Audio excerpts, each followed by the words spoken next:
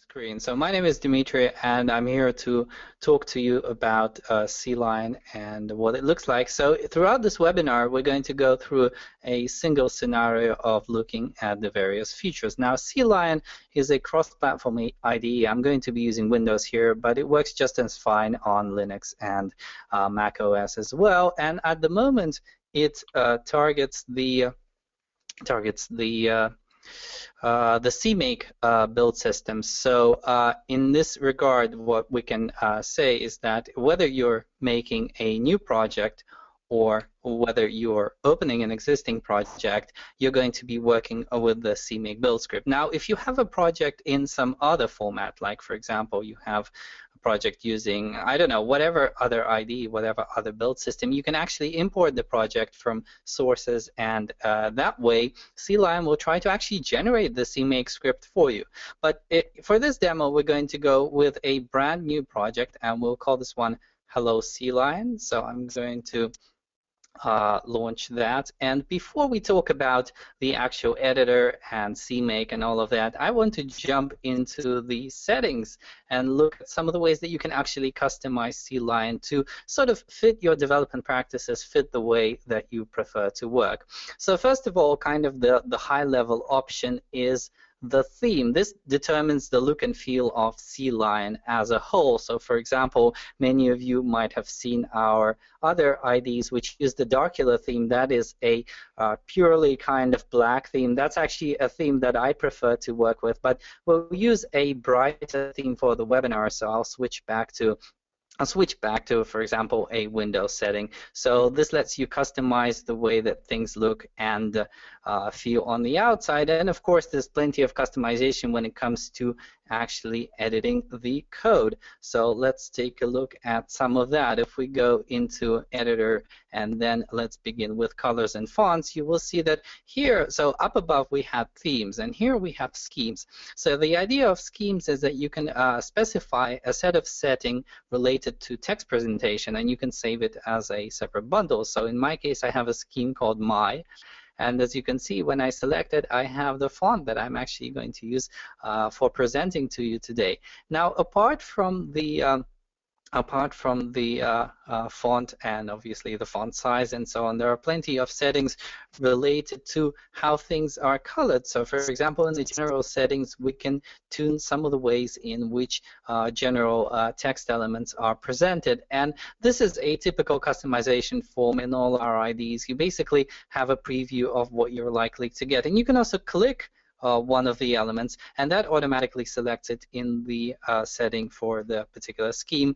And here you can obviously check and uncheck things and specify a different color, for example. And that is a setting that affects pretty much all the textual presentation inside the IDE. And then, of course, it gets language specific, because first of all, when it comes to programming languages, we have plenty of settings, like, for example, braces and brackets and class names and so on. And these might be shared between different languages. Obviously, we're talking about C++ here, but you might actually share it between different languages. And as such, this is a kind of the next step, if you will, for setting certain things. And once again, here you can click into, for example, the operator sign, and you can specify particular settings for how you want this element to look. And finally, the kind of the final step is language specific. So if we go into C and C++, now you will see a preview of actual C and C++ code. And what you can see here is the includes, for example, so you can click an include, and this is a preprocessor directive. So you can, for example, uncheck it to not make it bold. And then if I just go and I press apply here, and we sort of move this out of the way, you will see that the font has changed because I switched back to my scheme, and we're also now not looking at a bold preprocessor directive anymore. So this allows you to customize the look and feel of C++ to your liking, but that's not all, because this only covers the coloring, basically, the coloring and the fonts. There is additional settings related to code styles, which means you can basically control the way that code is laid out. So if we go into C and C++ here, you'll see that there are lots of settings here. For example, the settings for tabs, so you can control whether you use the tab character or whether you use spaces. As soon as you change something here, like for example, you change the tab size, you will notice parts of the preview flashing. And this flashing basically lets you know what exactly you've just changed. So as you change things, you get to see an immediate preview of what exactly is going on. Now for C++, you can control tabs and indents. You can also control spacing. So this controls, for example, whether there is any spacing after the function name and the function arguments. For example, if I sort of put the spacing in here, you'll see that the lines are flashing and I now have a space between the name of the function and the arguments. Probably not my favorite style here.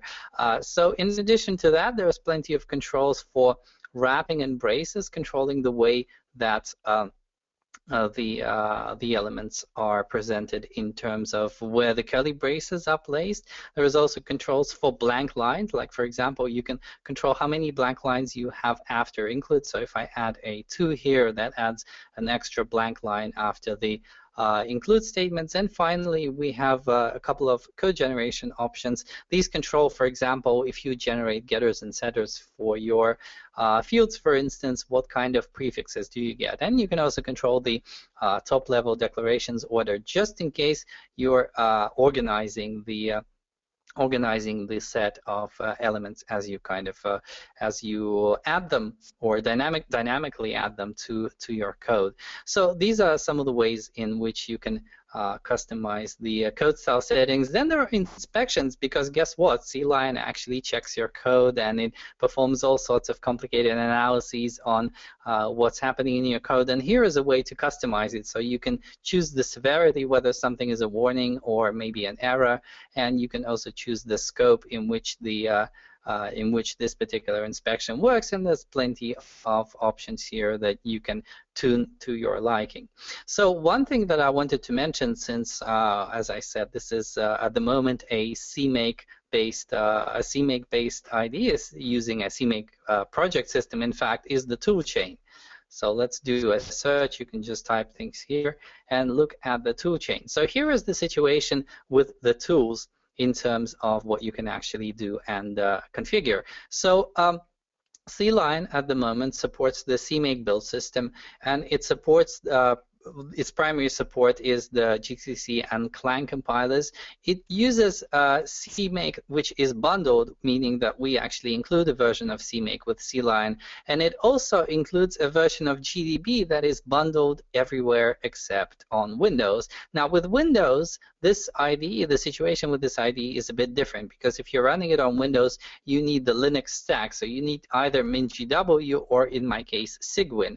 And also, it just so happens that if you're using Cygwin, you cannot use the bundled GDB, so you have to install the GDB package from the Cygwin distribution. And down below, you can see some validation. So essentially, CLion tries to verify that your stack of tools is sufficient to actually build applications.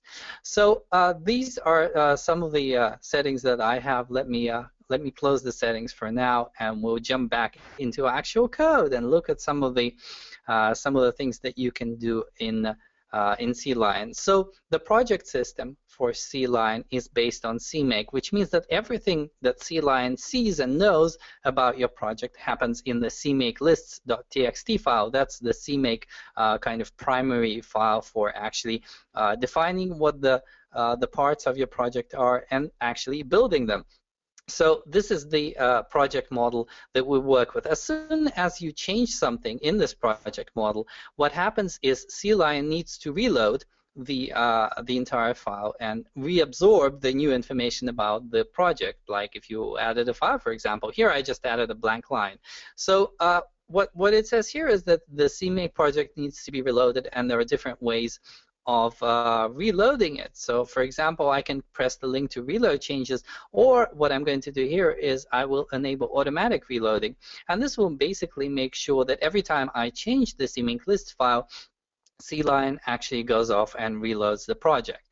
So let's take a look at the actual support for CMake inside CLion, because we do have support apart from using it as a plain text file. You can already see some coloring here, so some parts are green. But for example, if I type something like find package, you can see code completion that CLion provides. So if I now expand find package without adding any arguments, then when CLion tries to reload the find package, it will give me an error.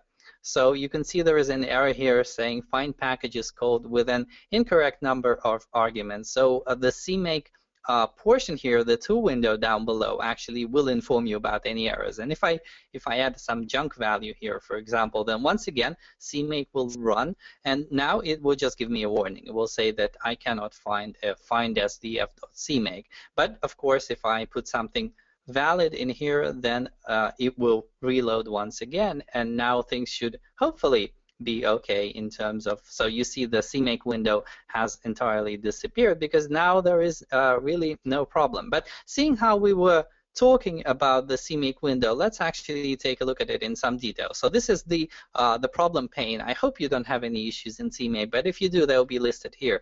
In addition, the CMake window actually allows for a couple of options. Like, for example, it is possible to change the project root. So essentially, if your CMake lists file is not where you keep the actual sources, it's possible to relocate the project root, sort of moving it up a directory, for example, and doing things this way. So apart from that, what we can do also is we can edit the CMake cache. So the CMake cache is a bunch of values that CMake kind of infers when it runs about the underlying system, shall we say, and it's a key value store that you can edit. So I can change something from off to on, and for instance, once I've changed it, I can press the save button here, and I can actually have CLion kind of reabsorb this information once again. So this is what the CMake window is for, essentially.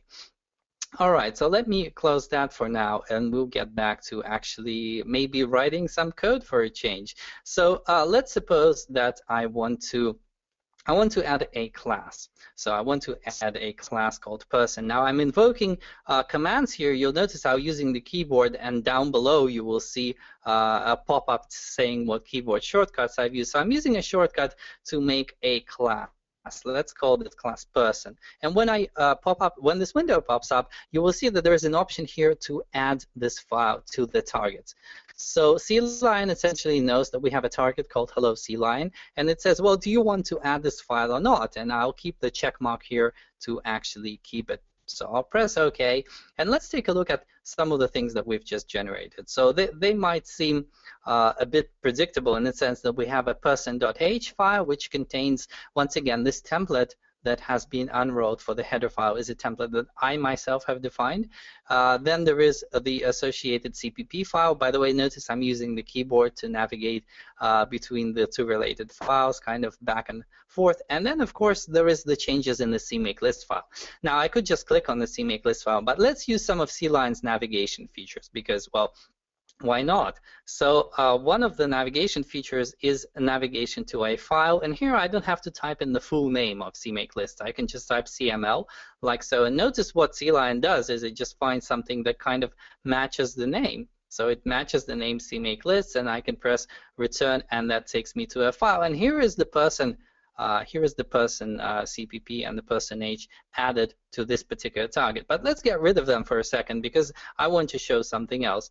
I want to show the fact that in here we get code completion too. If I start typing anything, oh, let's wait for it to reload because it was doing reloading. If I do this here, I get code completion. Person, let's do this again. Let's P and person, press return. So you get code completion here. And in addition, if you can see, the person.cpp name has a kind of light blue tint in the background. So essentially, CLion knows that this is a separate unit, and you can actually navigate to this particular file. And this is what I've just done. So essentially, I'm kind of jumping around and changing things. I can also jump to the class name. Now let's suppose I want to make a change. So we're going to make a relatively small change here, because what I'm going to do is I'm going to rename person to a human, and for that I will invoke a separate menu, which is the refactor this menu. So this menu has a list of all the refactorings that I can do, and here I want to do a rename. So all I want is change person to human, for example. So here we go. The class is now called human, but obviously this isn't the only change that happens. If you look around, you will see that the human.h file, which was previously person.h, is now human.h. I can also jump to the related file human.cpp, and that's been renamed as well. And of course, if we go into CMake list, you will see that it's human in here as well. So as you can see, a refactoring like this kind of dots all the I's and crosses all the T's. So now we can actually populate the human class and maybe add some sort of behavior to it, or some features. So let's do exactly that. I'm going to add a couple of fields here. So let's have weight and height. So I have two fields, and I want to initialize them from the constructor, for example. I don't want to write it by hand, you see. I don't want to make the constructor by hand because it's a fairly trivial constructor. It just wants to initialize, I just want to initialize the weight and the height. So what I can do is I can bring up the generate menu. Now the generate menu has code generation options which CLion supports and which let you generate trivial things easily. Like for example, here I want to do a constructor, so I just press return. I will pick the fields that I want to initialize and press return once again. And here we go. I have my constructor. That was kind of near instant, if you will. Let's generate something else. Let's go for getters and setters, for instance. So I will make the getters and setters. Remember I showed you the settings that I had for the prefixes? Well, this is where they come into play. So I'll pick the weight and the height, and I'll press return once again. And here are my getters and setters. And by the way, notice that the getter and setter functions are gray. If you move the mouse over them, you will see that CLion is telling us that these functions are never used. So CLion basically does analyses, and it can tell you whether or not you are, in fact, using a particular function. One more thing that I wanted to mention in the context of editing is the code folding.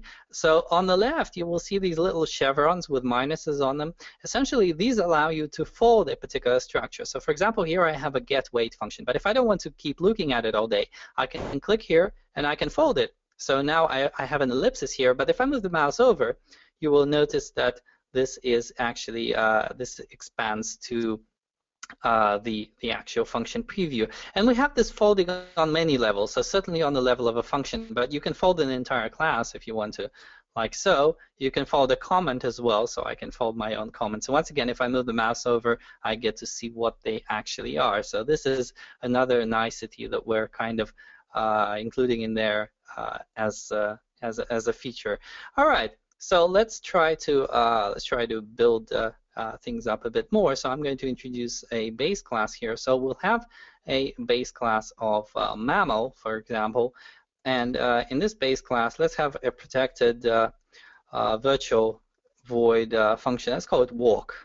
I don't know if all mammals can walk, but I'll add this function, and now I'm going to inherit from this class. So let me just jump here, public mammal. And now I want to actually implement it.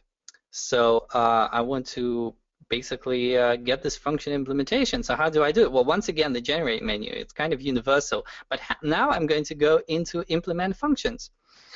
So now I have a listing of all the functions which are implementable, which are suitable for being implemented, and I'll press return.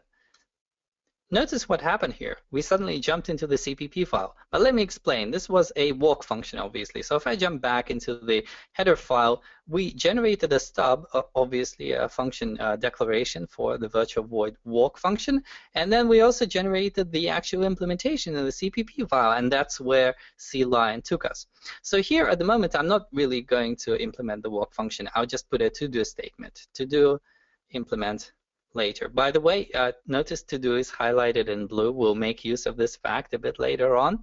So for now, let's jump back into the actual header file. Notice I'm using a shortcut for jumping into the file, but similarly, we have a shortcut for jumping up the hierarchy. So I can press Control U, and that takes me up to the mammal class. So and once again, it's kind of grayed out here because we're not really using it. So having said that, it's time for us to actually start using the human class. Why not? Let's jump into main.cpp. So somewhere in here, and I want to start using the class straight away. So I'm going to type human, and of course human does not exist as a symbol. We haven't included it yet, but what I can do is I can actually complete it like so, and this adds the include header. Notice the include header up above. So CLion does that automatically for me. If I type it human, if I type it like so, for example, it's not going to work. You can see CLion's inspections telling me that, oh, by the way, you cannot do it because there are too few arguments. We have a constructor with 2 arguments, so CLion, when it encounters an obvious error, it underlines the symbol in red, and it also shows it in the marker bar here on the right. So it's very, very graphic in terms of the way that you can actually figure out what's going on. So we need to provide the weight and the height. So for example, I will do 71.7, and now of course I can actually consume the human somehow. And certainly if I type human dot, I get code completion. So I get a listing of all the members of human, but this isn't as much fun as using a member that does not exist yet. So let me explain how this works. Let's suppose I want to compute the body mass index, which you can compute from weight and height of a person. So I'll say float BMI equals human dot get BMI. Now get BMI is a function, it doesn't exist, so CLion rightly shows it in red, but that's not a problem because if I press Alt Enter, notice that the top option is to actually generate this function. So we can create this function called get BMI, and if I press return here, what I get is a dialog box asking me what the return type should be, and notice CLion has inferred a float here. It's also asking me what the name of the function should be. If I wanted any arguments, I would generally add them in here, and then I would press the create button to actually generate this function. So here we go. Once again, we have a stub, and as you may have guessed, there is also a declaration in the header file. But here I'm going to add an implementation. So let's return. I think it's weight divided by height times height. So let's have that, and now we actually have something that we can more or less work with. By the way, if you wanted to add a function in the header and see how it's generated, then we can do that as well. So for example, let's suppose that I have a function called talk here. Once again, I don't have to jump into the CPP file and implement this myself. All I have to do is press Alt Enter, and here I have a couple of options. I can implement the function in the CPP file, that's the top option. I can implement the function in place, so to speak, and I can also make a function pure virtual. So in this case, let's also implement it in the CPP file, and here we go. As you can see, it's a fairly predictable affair. So let's jump back into main.cpp and let's actually try to output something. So we computed this body mass index to find out if someone is obese, maybe. So we can, for example, complain that we've encountered obesity somewhere, but we need it to happen only in situations where the body mass index is greater than 30. So one of the things you can do in CLion is you can invoke a surround with action. So it looks kind of like this. Oh, sorry, let me, one sec. There we go, surround with. So essentially what I can do is I can take this block and I can surround it with an if statement. So if I press return right now, I can say if BMI is greater than 30, for example, then please output this.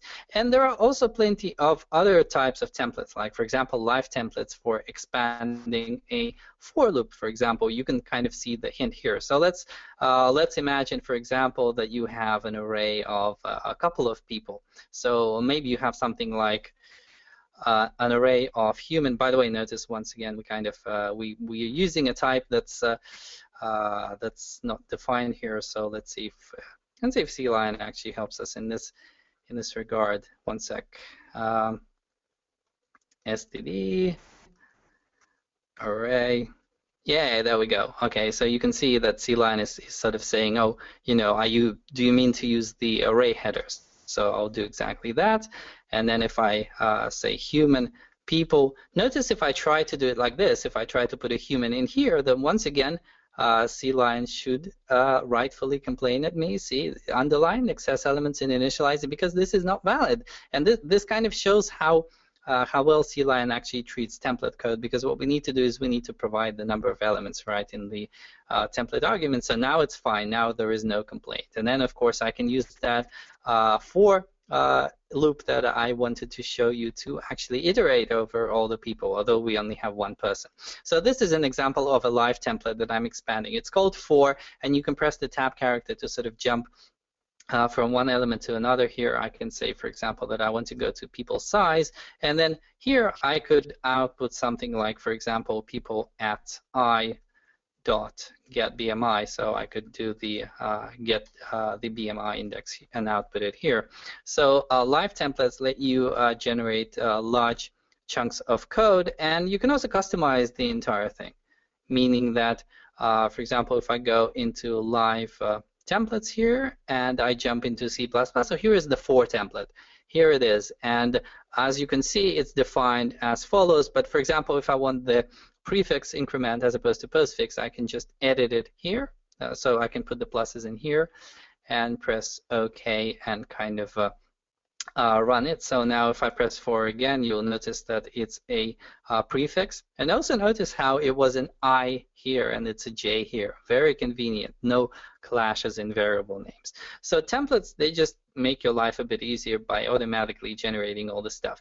But let's talk about refactorings for a change. So let me navigate to get BMI, and we'll take a look at it's a very simple function. So, you know, demonstrating a refactoring could be tricky here, but I think that we're going to do just fine. So what I'm going to do first of all is I'm going to use the extend selection shortcut. So let's suppose my cursor is at this particular location and I want to select height times height. We have a shortcut for extending the selection. So first of all, when I press it once, it just picks a variable. But the next time I pick it, it actually takes the sort of the next element up the tree. So that would be a multiplication. And what I actually want to do is I want to introduce a variable for height times height. So once again, I can bring up the refactoring menu. And then this time, what I can do is I can extract a variable. By the way, notice the numbers here on the left. So instead of moving up and down with the keyboard or pressing the mouse, you can actually simply press 6, and this would do it. So here I'm extracting a variable. There are a couple of options here. For example, you can declare the variable to be auto instead of float, or you can declare it to be const if you want. Notice I'm triggering these with the keyboard and not with the mouse, but I'll leave it as is. So this is a small change. We just introduced a variable, and that's nothing to it. But next up, we can try and actually doing something more complicated. So maybe we want the height times height to be calculated in some separate function of the human class. So once again, I shouldn't really be selecting it like this. I should be selecting it like this. Sorry about that. Let's bring up the refactoring menu once again. And now I want to do something more complicated. I want to extract this entire function. So here I basically try to extract the function. I get to configure the return type, the name of the function. At the moment, I'll just call the name get height squared, because that's exactly what we're getting. If I wanted to, I could add some arguments here, but obviously in this particular situation, I don't really need to do anything. So I'll just press the extract button, and we'll see what comes up. So essentially, what we get is a function called getHeightSquared, which is also a member of human. And notice what it does. It's a constant. It returns height times height. So that's okay. It's a good start, I guess. And what we could do now, among other things, is we've got a bit of duplication. Let's suppose that we're not happy with this. We want to just have getHeightSquared replace d. So it would replace the d variable. So how would I do it? Well, once again, refactor. And now there is an option which I think there we go, the inline option. So I can inline this variable and get its actual value in here. And when I do that, I am going to inline, and I get division by get height squared. Isn't this great? All right, but this is not all. We're going to do more. So let's suppose that instead of squaring the height, I want a general function, a function which simply squares values, and that's pretty much it. So how can I get that? Well, what I need to do is I need to promote height from being something that's just used inside the function to basically be an argument. And for this, I'm going to extract a parameter. So what I'm going to have is a parameter. I'll choose the expression height, and I will replace both of the occurrences. Notice that CLion detects every occurrence of a particular variable. So I'll press return here to replace both of the occurrences, and I'll call this variable x. And notice as soon as I do that, as soon as I press return here, something magical will happen now. Did you see that? The height argument got added as the parameter. So CLion is smart enough to infer that we've just demoted from addressing a local field to passing it, so it's going to pass it from the calling function. Now, obviously, if you had 10,000 different calls to this function at this point, all of them would be corrected accordingly. So CLion refactorings, they kind of preserve the entire experience, shall we say. So they try not to break your code in any circumstance. So let me just jump back into human for a second, because what I want to do is I want to add another base class, something else in our hierarchy that we're going to be using later on. So I'll have a class called animal. And what I want to, well, I'll just keep it empty for now. I'll inherit it in the mammal class. So public animal, and we're going to see if we can actually do something fun with the function that we've just generated, because it's no longer get height squared. It's just square. That's what it does. It squares the number x. It returns x times x. So maybe what I want to do is once again rename it. So let's go into the rename refactoring. I'll just call this square, like so. But so as you can see, CLion, it kind of tries to go and find all the usages of the function, and if any of them are sort of conflicting, then it will tell you about them. But now I want to try my final trick for a while, and this final trick will be to, well, actually no, let's have this as a penultimate trick. Let's try doing more dangerous things. Let's jump into human.h. So one of the dangerous things I want to do is, let's suppose that I'm not sure if I want weight and height to be float. Maybe I want this as something else. Maybe I want a double. So there are different ways of going about it and different refactorings depending on what you want to do, but I'll just demonstrate one. So what we're going to extract now is a type def. So I'm going to replace the 10 occurrences of float that CLion could find in this particular file, and I'm going to replace them with some type def. Let's call it measure, like so. So as you can see, every single location inside the code was replaced from float to measure, and up here we have type def float measure. So this kind of shows the power. If for some reason you decide that you're not sure about the concrete type and you want some sort of customization, then this is one of the ways in which you can do refactorings and kind of try to go around it. Okay, so let's do a few more. Well, just one or two more things in terms of refactoring. So I'm going to jump back into the CPP. Now let's suppose I want to move the square function to the top of the hierarchy. Let's suppose I don't want it in human. I want it in animal at the highest level. So once again, we'll do a refactor this, and this time I'm going to choose pull members up. Pull members up. There we go.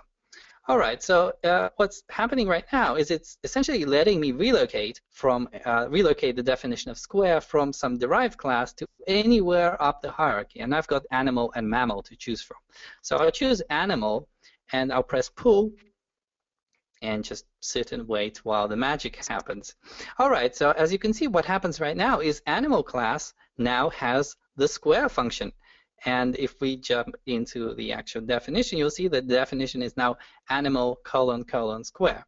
All right, so this is pretty good. And I guess the last thing that we'll do for this particular demo is we'll try to relocate the animal class somewhere else, because, well, maybe you want it in a separate file, for example. So here goes nothing. We'll choose the move refactoring, and here I can actually I can just type a name. So I can type, for example, animal.h, like so, and press the move button. And CLion is saying, well, by the way, this target file does not exist. Do you want me to create it? So I'll say, yeah, let's make this file. Why not?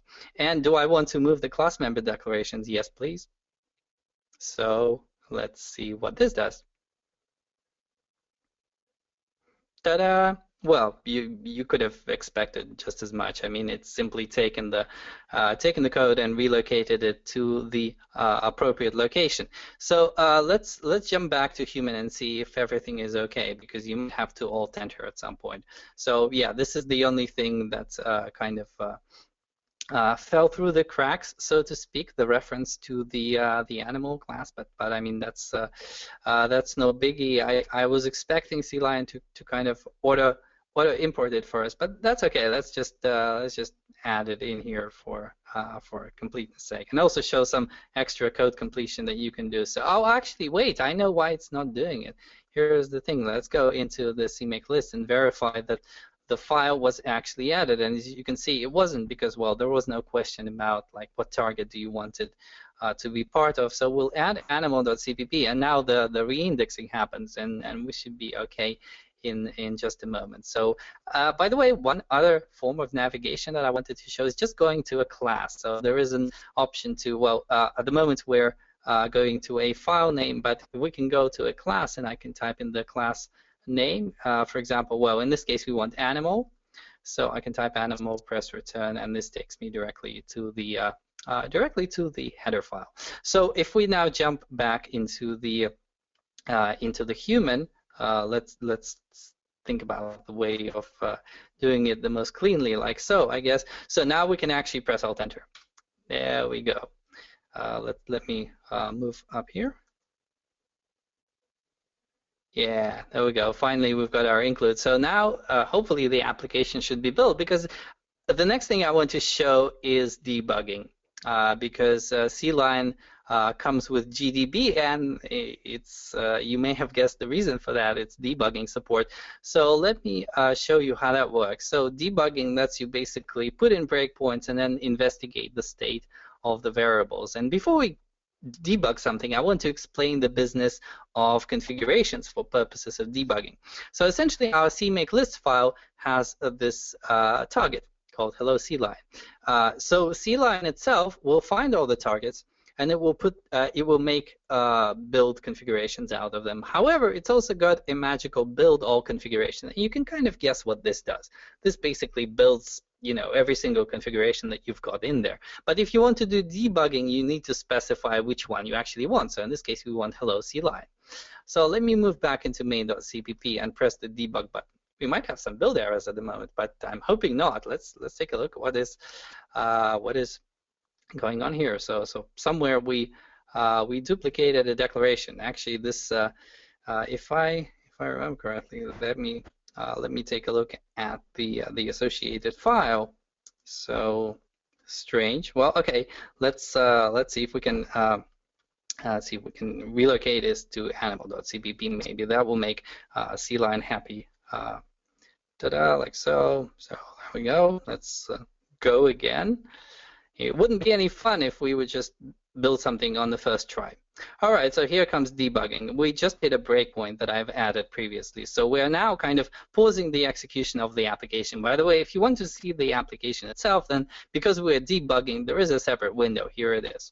But I want to sort of ignore the fact that it exists, because we are in CLion, and we can actually look at the internal state of the variables, and we can look at the sort of the variables, their values. You can also see some of the values right on the screen here, like for example BMI. Notice what CLion tries to do is it tries to actually show you the value that has been calculated. But if you need to do some calculations which are more complicated, then we have a window for that as well, because what we have is the evaluate expression window. So here I can say something like BMI divided by 2, for example. I can press return, and here is my value, 12.11. So I have this result. I can calculate these results. I can also add this result to the watch window. So now, as I run my, as I go through the debugging process, I'll have this little window with being able to watch the result of this evaluation as it changes it changes as I kind of go through the program. So the debugging experience is fairly straightforward. You've got your stepping into functions and stepping over functions and stepping out of functions. It is possible to define conditions for the breakpoint. So for example, I can say that this breakpoint will only work if BMI is greater than 20, for example. And there is extended options here as well. There's an entire dialog full of options in actual fact, because the debugging experience can be quite powerful. So in addition to options like whether you want to actually suspend execution on this line and whether you want to specify some condition or other, it is also possible to do things like logging messages to the console, not just the fact that you've hit a breakpoint, but you can actually evaluate an expression and log it somewhere. And you can also remove the breakpoint once it's hit, and you can even define more complicated relationship between this breakpoint and other breakpoints. So fairly powerful functionality overall. And you have typical things here like selecting the threads that you're in, looking at the variables, and obviously the GDB console as well, just in case you need to sneak a peek at what's going on there. So this is the current state of the CLion debugging experience.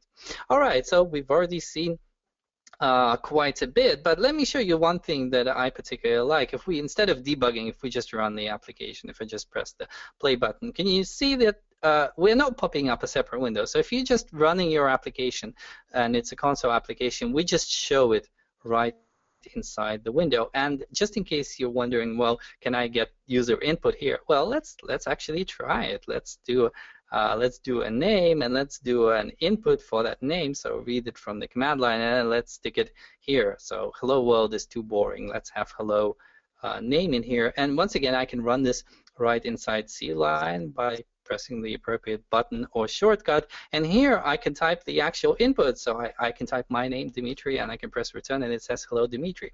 So it's not just the static kind of output. It's actually input as well that you can control here. Now, in terms of visualizing the state of things, kind of trying to figure out what's going on in your code, we have plenty of things for that as well. So let's go. Let's begin by looking at, for example, the human class. So human. Let's go in here, and now I can press a shortcut to bring up a hierarchy view for human. So what this does is it shows you, in this case, either all the parents or all the descendants of a particular class. So in this case, I have human, and it has a parent called animal, and it has a parent called mammal, and that has a parent called animal. I can double-click on each of these. And similarly, I can draw a similar diagram for the animal, but obviously it will be inverted, because it's now a parent of mammal, and mammal is a parent of human. So this lets you visualize the way that your types inherit from other types. Another form of hierarchy that we also have is the include hierarchy. So let's go into main.cpp.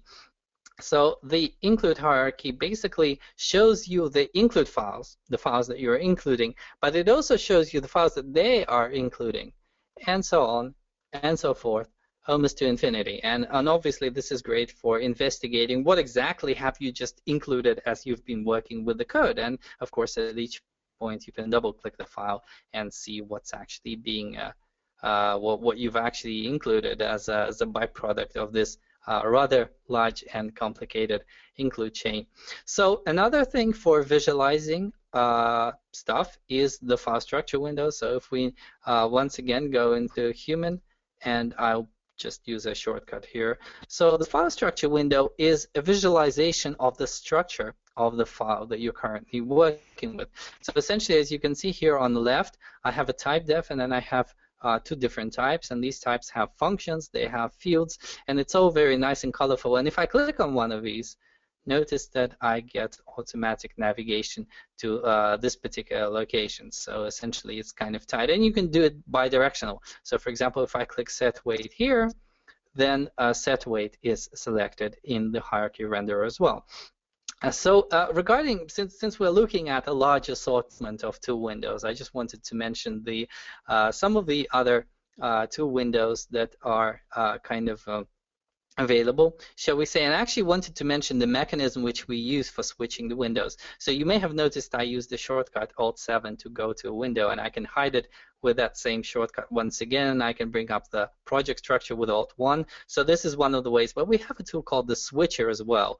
So the switcher is On the right-hand side, you see the files that you've currently got open, and you can navigate them, or you can sort of click them with the mouse if you feel like using the mouse for some reason. But on the left, you also have the tool windows. And once again, you can either sort of navigate to one of them, or you can press a shortcut like 0, 1, 2, 3, and so on to open a particular window. So for example, if I want to open the terminal, I would have to press A, and this brings up the terminal. And this is a bona fide kind of, you know, honest terminal that's connected to the operating system. So I can do a dir here since I'm on Windows, and I can do things like type human.cpp, for example. Notice I just pressed tab for some little completion even, press return, and I get my output. So the terminal is one of the goodies that we've added. And another window is the to-do window. Remember, I implemented one of the functions and I said implement later. Well, the to-do construct basically indexes these to-do statements around your project and gives you a listing, so you can get a listing of all the things that you have to do in the project or in the current file. For example, you can double-click one of them to actually navigate to the location where that is. And obviously, to-do is just a bit of nomenclature in the sense that you can define your own tags. So I think one of the other tags is fix me. But if we go into the settings, once again, if we look at the to-do definitions here, you can see that they're simply regular expressions. So if I wanted like a fail tag, for example, what I could do is I can do \b fail \b dot star, and for example, I can pick the icon as red. I can say that instead of using the default color scheme, I'm going to have it red and sort of angry. And if I press OK a couple of times, what I can do now is I can just say, you know, let's say fail. Why is this empty? Question mark, and you can see it turn red. And also, if I open the To-Do Explorer, it's red here as well as another element that you can navigate to.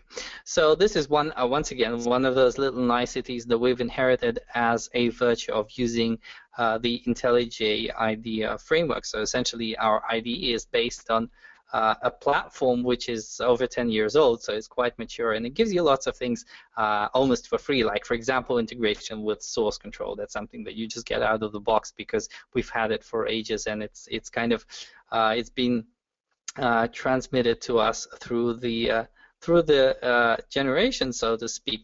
And remember when I showed the code styles, we also saw code styles for things like CSS and HTML. So these are, once again, support for some of the web technologies were kind of inherited almost for free from the platform itself. But of course, you know, if you need something extra, then you can go into the set of plugins, and you know, there are lots of plugins out there. As you can see, there are lots of people making plugins that you can install and work with in CLion. So this is a small overview of some of the features that are available in CLion. I can go on and on for ages, and I see that Anastasia have already answered all the questions in the question pane, which means that well, I only see a lot of that are still left. There are really a lot of questions, so thank you all for all these questions. Maybe, Dmitry, you can cover a couple of general questions right now. So maybe you can talk about which compilers are supported, because there were a couple of questions about Microsoft compiler, about other toolchains. So just what is there on board? Okay, so at the moment, the support for compilers is we are primarily restricted by being able to determine certain information from compilers, like, for example, their predefined symbols, and we're only able to do it for a number of compilers. So the sort of LLVM/Clang, that supported GCC as well. I also believe that we can support the Intel compiler, for example. And I believe there was one or two. Do you remember, Anastasia, what are the other ones that are okay? I believe Hewlett Packard is also can be possible. Yeah, so but I mean, I guess many people would ask about like the Microsoft compiler. So in this case, at the moment, unfortunately, no. We don't support the Microsoft compiler, and we don't support MS Build. So at the moment, the build system that we've released for 1.0 is CMake. Of course, this doesn't mean that we're going to stop there. We are going to add support for other build systems, and at the moment, we're actually thinking, and we want your feedback. We want you to tell us what's important for you. So we have issues on our issue tracker. You can just vote for which build system you want us to support next, and we can certainly discuss all of those things. But in terms of integration with Visual Studio and that sort of thing, or in terms of integration with Microsoft Stack, we actually have a separate product for that. It's called ReSharper C++. So if you insist on, if you really want to stick with the Microsoft Stack, then at the moment that's probably the best advice that I can give. And certainly we don't make any guarantees on whether or not it will work with if you start plugging the compiler into CLion. Most likely not, but I mean you're welcome to try. And you know, I've heard people trying to keep sort of builds kind of in parallel, keeping both the MS build tree and the CMake tree, but we make no guarantees regarding what will happen in this regard. Let me, it really does look as though most questions are answered. There's a question here on whether we support remote debugging at the moment. Unfortunately, this is not possible. We are aware that this is an important feature, and we will endeavor to make provisions for that. As to the question of how well the IDE works over X11, I guess that the, to be honest, I mean, to sort of heart on my sleeve, X11 is terrible in and of itself, so getting any kind of performance for any kind of IDE is unlikely to be great. And you're kind of, I mean, I know some people are, I guess, for one reason or another, they have no choice but to use this. But honestly, if you can avoid, if you really feel like forcing your developers to use X11, then we can discuss this. And I guess my only answer is that you need to try it over X11 and see whether it works for yourself, because it's also very dependent on you know, what kind of network connection you have and that sort of thing. And I've seen all sorts of setups. My personal experience with X11 has been mixed, shall we say, because there are some applications that work fairly well with it, and I've used CLion over X11 and it has been sufficiently fast, but I wouldn't say it's certainly not the same as a native experience. So once again, do check it out. Now the question whether we want to make this part of a plugin in IntelliJ IDE, at the moment I make absolutely no promises regarding that. It's certainly it's a question that's been asked a lot. At the moment it's not on our immediate agenda, and I would hesitate to make any sort of promises regarding this sort of thing. Next question, is it possible? There's a couple of questions about the performance, and the people were interested in what actual machine you are running this demo on and what like project sizes is supported. So can you tell us a few words about the performance?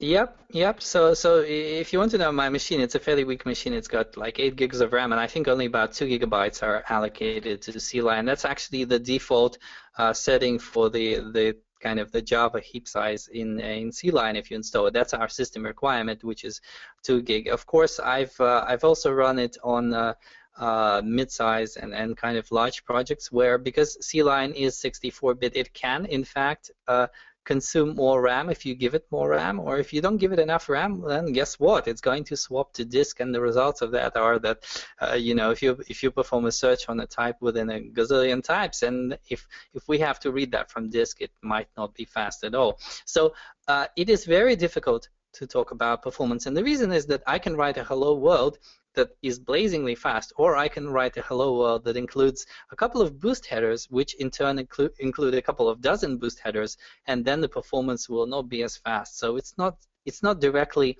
a measure of, or it's not directly correlated with the size of your project. It's also very much correlated with how much you're including in your project. So it's very difficult to say, you know, it's difficult to say that, you know, for projects of this size you need this much memory and so on. For most kind of small mid-sized projects, so projects which are you know, a few hundred files, for example, you should be okay with the default setting. If you feel that that it's becoming sluggish, then could be any sorts of reason. But sure, if you have more RAM, then you can give it more RAM in terms of you know, seeing whether that actually helps. Yeah. So, and maybe the last question. So for now, because we're a little bit run out of time, so maybe you can explain about the exporting the settings, because you've showed us quite a lot of interesting settings for code style. So the question was if you could export them and share with the team and all that stuff. So yeah, absolutely. So yeah, the settings are actually, you can see the elements right here. So import settings and export settings. And when you go off and you export settings, you get to actually pick what settings you want to export. So you can see that there are lots and lots of things that you can export. So for example, if you want your team to adhere to a particular code style, you would just keep the code style settings and sort of unselect everything else. And if you want, I don't know, the file templates for generating particular files, like for example, if you have a corporate header that you want to appear on every file that anybody ever adds to the project, then you would export the file templates, and so on and so forth. So certainly this is possible, and I think I'm actually using some of these already. Let me try something. If I just do it like this, ta-da! So what just happened? Let me rewind it and sort of go back to it. I just typed the letter C, and that letter is actually a live template that I've imported from a very, very large file of templates that is automatically generated, and I can sort of expand that, and that just expands into an ordinary class. It's a pity that I forgot to actually show it during the actual demonstration, because that would have made class creation a lot faster. So in answer to your question, yes, we do have import and export, so that's absolutely no problem whatsoever. Okay, thank you, Dmitry. So I think with this we're done. I will follow up all you guys with all the answers, just via emails if something is left. So let me show you just a couple of useful links. Yeah. Just thank you, Dmitry, for presenting, and here is some useful information. If you would like to learn more about CLion, just go to jetbrains.com/CLion. Feel free to provide any kind of feedback to Dmitry, CLion Twitter, or CLion support team. And as I said, the video recording of the webinar will be available in a couple of days on our JetBrains YouTube channel, and we will announce it via our social media and blog. So thanks everyone for joining us today. If you'd like to learn more about upcoming webinars, just subscribe to our Twitter. We will be happy to have you the next time for the webinars. Thanks you, and develop with pleasure.